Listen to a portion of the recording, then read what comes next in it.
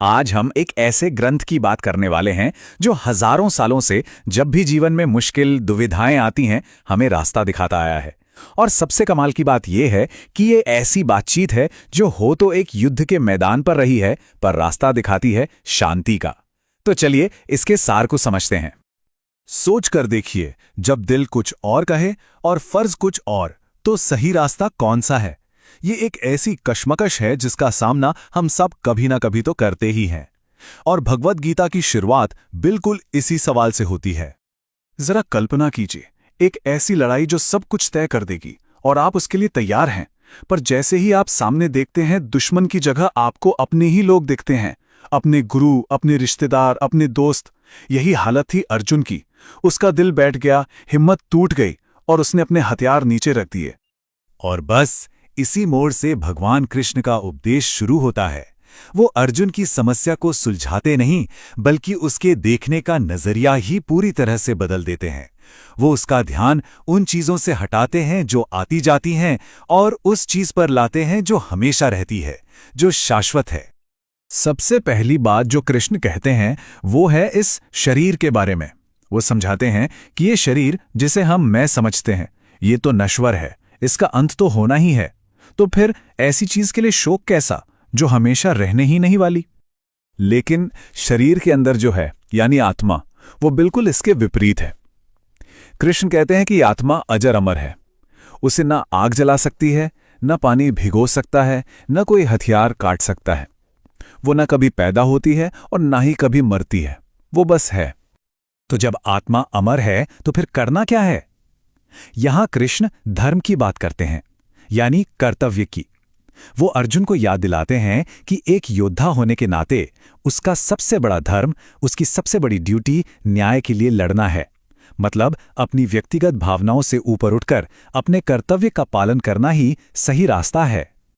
ठीक है, तो ये ज्ञान तो मिल गया कि आत्मा अमर है और धर्म निभाना है, पर इसको जीवन में लागू कैसे करें? व्यावहारिक तरीका क्या है? तो अब कृष्ण हमें वो व्यावहारिक रास्ते दिखाते हैं जिन्हें अपनाकर हम जीवन की चुनौतियों का सामना कर सकते हैं। गीता में तो बहुत सारे उपदेश हैं, लेकिन एक संदेश ऐसा है जिसे इसका असली सार माना जाता है। एक ऐसा सिद्धांत जो काम करने के पूरे दर्शन को ही बदल कर रख देता है। और वो संदेश है, कर्म करो लेकिन फल की इच्छा मत करो। ये है निष्काम कर्म योग का सिद्धांत। कृष्ण कहते हैं कि हमारा अधिकार सिर्फ अपने कर्म करने पर है, हमारी मेहनत पर है। उसका परिणाम क्या होगा वो हमारे हाथ में है ही नहीं। और सारे दुख की, सारे तनाव की जड़ वही फल की चिंता है। इसलिए बस अपना काम करो, अपना 100% दो और परिणाम की चिंता छोड़ दो। हाँ, लेकिन ये कहना आसान है कि फल की चिंता छोड़ दो। ये होगा कैसे? ये तभी हो सकता है जब हमारा मन हमारे वश में हो। और इसके लिए कृष्ण ने 3 सीढ़ियां बताई हैं। पहला, ध्यान यानी मेडिटेशन, जिससे मन एकाग्र होना सीखता है। दूसरा, अभ्यास यानी नियमित प्रैक्टिस, बार बार कोशिश करते रहना। और तीसरा, वैराग्य, मतलब दुनिया की चीजों से मोह कम करना। कर्म के साथ साथ एक और रास्ता है, ज्ञान योग का।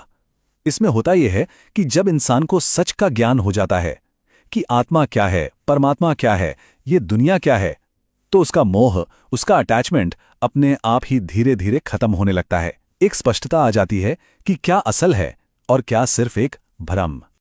तो हमने कर्म और ज्ञान के रास्ते समझ लिए। अब हम थोड़ा और गहराई में चलते हैं, मन की आंतरिक स्थिति पर। कृष्ण अब ये बताते हैं कि जीवन में शांति पाने के लिए क्या करना है से ज्यादा जरूरी है कैसे बनना है, इस पर ध्यान देना।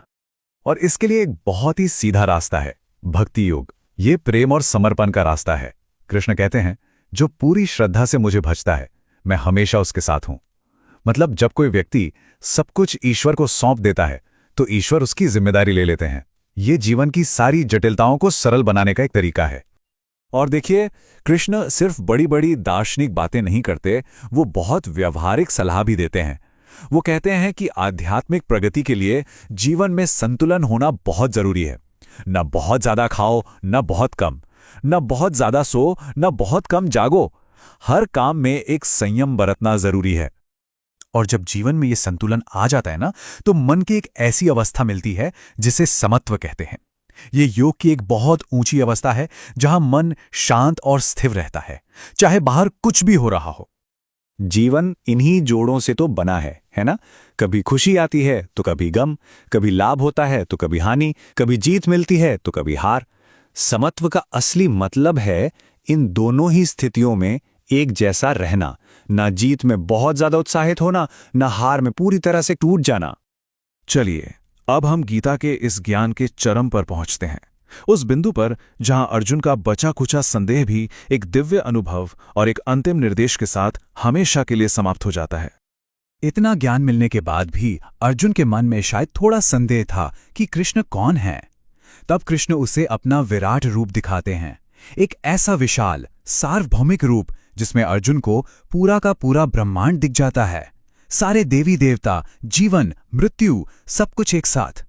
तब जाकर अर्जुन को विश्वास होता है कि उसका सारथी कोई साधारण मित्र नहीं बल्कि स्वयं परमात्मा है। सब कुछ समझाने के बाद कृष्ण आखिर में सबसे सशक्त संदेश देते हैं, और वो है स्वधर्म का। इसका सीधा सा मतलब है अपने स्वाभाविक कर्तव्य और अपनी प्रकृति के अनुसार काम करना। किसी और के रास्ते की नकल करने से लाख गुना बेहतर है कि हम अपने रास्ते पर चलें, भले ही वो कितना भी मुश्किल क्यों ना हो। असली सफलता वही है। तो आखिर में ये सवाल हम सब के लिए है।